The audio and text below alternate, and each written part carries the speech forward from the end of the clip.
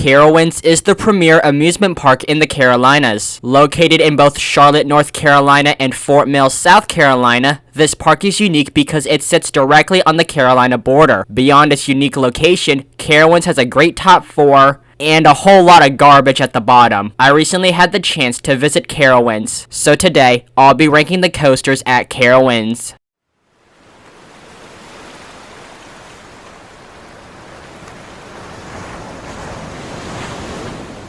Before we get started, I should note that I missed out on one coaster at Carowinds. This is because it was closed all day as it caught on fire the day prior. Luckily for me, this coaster sucked balls and I wrote a clone of it, so we're still gonna rank it. With that being said, let's get started. Number 14. Wilderness Run, the E&F Miler Kitty Coaster from 1998. The park's smallest coaster is this janky Miler creation. While it's a kiddie coaster, Wilderness Run does more than your average kiddie coaster. The first drop and airtime hill aggressively throw riders around, then the helix and bunny hill bucks the riders forward. The fact that Wilderness Run has this much already makes it an above average kiddie coaster, and it's one of the best kiddie coasters I've ridden. I was tempted to rank it a couple of spots higher because, as I mentioned, Carowinds has a lot of garbage at the bottom, but since I'm at risk of getting drafted thanks to this show, I look awkward as crap riding this. So naturally, being the park's smallest coaster, it's going to be dead last. Number 13.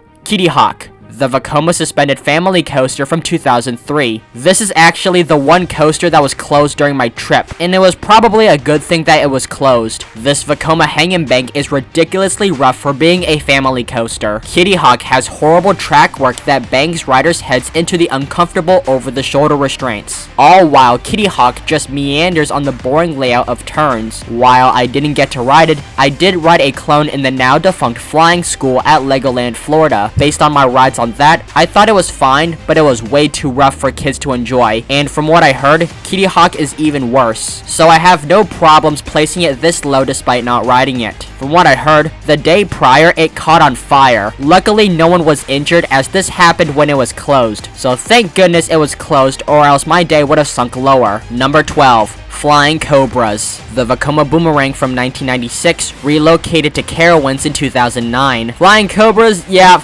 you, this boomerang was garbage. This is a typical Vekoma boomerang with a cobra roll, vertical loop, and the 2 spikes. Now this got new vest restraints from Vekoma. This means that headbanging is not an issue on this ride. So while I didn't think it was going to be good, I thought it would at least be rideable. However, I came off with a screeching headache. I don't know what happened when it was relocated from Geauga Lake, but Flying Cobras had some horrible track work that shook me around, especially at the cobra roll, which was extremely rattly. Normally, roughness doesn't necessarily bother me unless it has hard over the shoulders. However, boomerangs are forceful as crap with a G-force of 5.2. That force and roughness gave me a headache when I got off. So yeah, fuck Flying Cobras, never doing that again. Number 11. Carolina Cyclone, the Aerodynamics Custom Looper from 1980. The first coaster to flip riders upside down 4 times, this coaster did not age well. The coaster's layout is simple: a drop into 2 vertical loops, a double corkscrew, and a helix. Very simple. However, because of how it's built, Cyclone is quite janky, so it throws you around into the hard over-the-shoulder restraints. Yeah, that's not very fun. So the Carolina Cyclone just bangs riders on the rough track. Luckily, I'm able to ride aero loopers in a way that doesn't cause me discomfort. Even then though, it was much rougher than the average aero looper. On top of that, the layout is rather lackluster aside from the double loops. So Carolina Cyclone, fine, but I don't care. I didn't come off in pain, but I was just like, about it. Number 10. Woodstock Express, the PTC wooden coaster from 1975. This junior coaster is quite a unique one. The coaster's layout is simple. It's a figure 8 layout with airtimeless airtime hills. However, the fact it's made of wood makes it noteworthy, as you don't see that built for junior coasters. So the rumble and sway of this woody makes it more enjoyable than the average junior coaster. And since this ride doesn't pull much force, it's reasonably smooth and something the whole family can enjoy. The ride courses through a series of hills that, while they don't pop you out, are fun for kids. So honestly, a great kid family coaster. Number 9. Snoopys Racing Railway, the Art Engineering Family Launch Coaster from 2025. The park's newest coaster, This ride has a surprising depth to it. First, this art coaster features 2 launches that, while are not forceful, are unique for this scale of a ride. Then the layout is dynamic enough for families to enjoy some zippy turns. Then the second launch is enclosed in a shed with Snoopy theming, and as a bonus, Snoopy gives 2 laps. And since it's new, it's glossy smooth. Snoopy is not going to wow you, but the layout is dynamic enough to put a smile on your face. Number 8. Ricochet, the Mock Ride's Wild Mouse from 2002. Ah yes, another Wild Mouse. This variant is the standard version without the big drop at the start. Ricochet has the same pros and cons as the other ones I've ridden. The turns at the top are wild with strong laterals. Laterals that aggressively throw you to the side. This is thanks to the lack of trims hitting the switchbacks. Unfortunately, the trims kick into high gear when you reach this straightaway, so the subsequent dips provide little to no airtime. Ricochet is a tale of 2 halves. The first with a powerful laterals of the switchbacks, and the trim to death slow crawl of 0 airtime. Deactivate those trims, then we'll talk about this being a great Wild Mouse. Number 7. Carolina Gold Rusher, the Aerodynamics Mine Train from 1973. Now this is how you do janky well. Gold Rusher is a long, sprawling coaster that traverses through a bit of the footprint. Now this coaster doesn't have any positives or negatives. That's not what this coaster's about. Instead, Carolina Gold Rusher is an out-of-control journey through the woods. The low-to-the-ground setting means Gold Rusher keeps its speed. Then the turns and helix has decent laterals that will throw you to the side, and since this is not smooth whatsoever, it is janky. Gold Rusher feels somewhat unhinged. However, since Gold Rusher is a mine train, it never enters the territory of pain. So while this may seem lackluster, it's janky fun. Number 6. Vortex,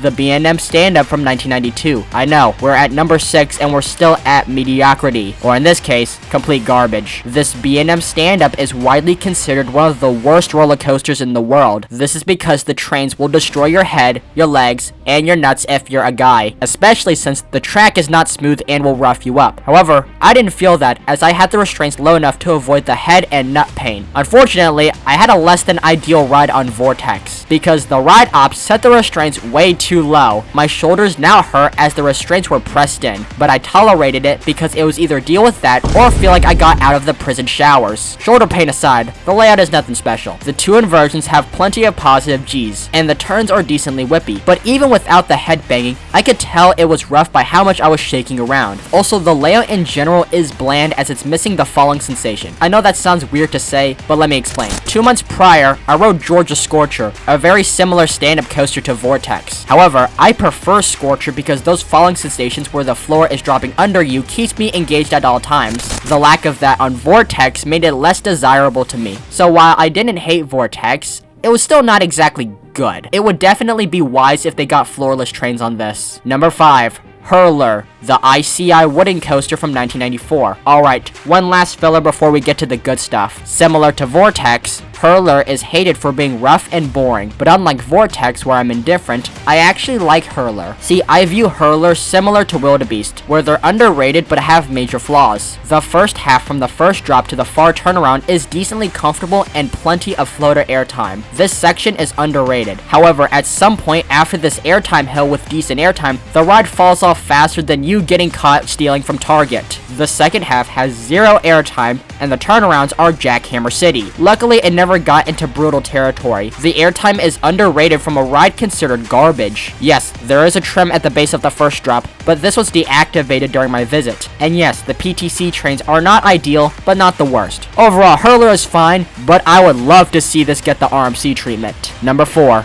Afterburn, the B&M invert from 1998. Finally, we get to the good stuff and out of the garbage, starting with this intensity of a looping coaster. Previously themed to Top Gun, Afterburn is not the largest invert, but it is punchy and whippy. The layout wastes no time in throwing riders into G-force filled inversions. After the first drop facing the parking lot, you deep dive back to back into 5 inversions. The loop and Immelman push riders back into the seat from the positives. The 0G roll whips riders in a 360-degree rotation of disorienting force. Then the Batwing snaps riders violently surrounded in a pit of positives. You then get a bit of relief in this airtimeless airtime hill over the station, but you go back to intensity with this snappy corkscrew corkscrew, and then a helix into the brakes. Afterburn is not the longest ride in the world, but the inversions pack a wallop with each element being forceful, whippy, and snappy. And it's smooth. Yes, finally, a quality coasters with high thrill and high comfort. Afterburn is the best coaster here for intensity, but I like airtime over positives. That's why I placed the next 3 coasters ahead of it. Number 3,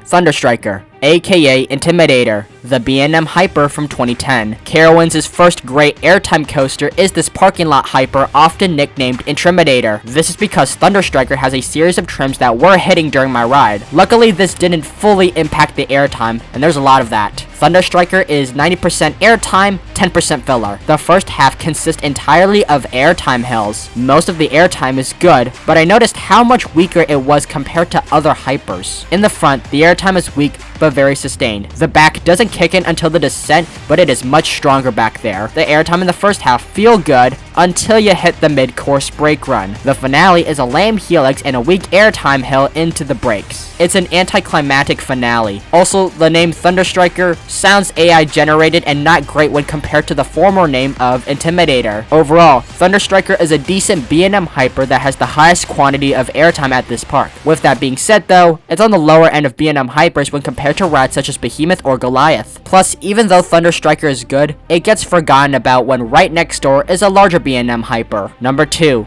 Copperhead Strike, the Mock Rides multi-launch from 2019. Compared to the larger scale of Thunderstriker, Copperhead is tiny in comparison, but this still pulls a wallop. Copperhead is known as a hang time machine. The 5 inversions hang riders upside down as the blood rushes to the head. It starts with the JoJo roll, a slow-moving barrel roll right out of the station. This roll hangs riders for several seconds, setting the ride up perfectly. 3 other inversions, the 2 vertical loops and the cutback, also hang riders out of their seat for what feels like forever. Then the corkscrew is less hanging and more whippy. The inversions are where Copperhead shines at, but so is the airtime. I was surprised Copperhead had some great ejector airtime. Pretty much every hill from the Stangle Dive, the Step Up, and the various bunny hills launch riders up. Finally, the low turns have some weak but decent laterals. However, the launches are some of the worst launches I've ever felt, as in, you could not feel a lick of power. If the school nerd with 0 fighting abilities were a launch, this would be it. But while the launches are weak, the layout makes up for it with all that hang time. But even this can't compare to the magnum opus. Number 1, Fury 325, the B&M Giga from 2015. You all knew this would be number 1. Fury 325 is a statistical monster in top 10 list that any park would want. But unlike a lot of rides that does nothing with it,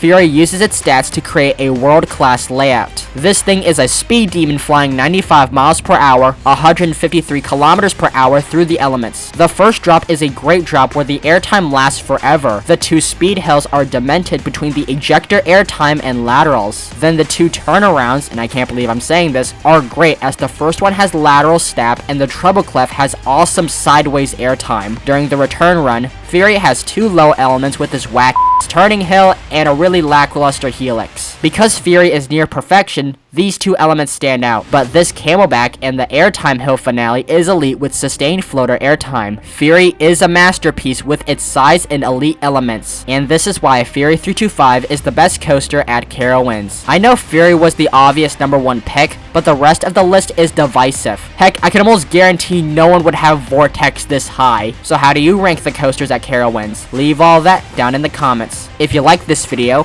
which if you're hearing this, you liked it enough to make it this far, so might as well give me a like. Also, please consider subscribing and notifications turned on. That way, you'll be alerted next time I upload a video, especially since I also have a park trip report coming from this park in the near future, so stay tuned for that. Finally, watch more of these bangers you see right here. This is the Coaster Flood, riding out.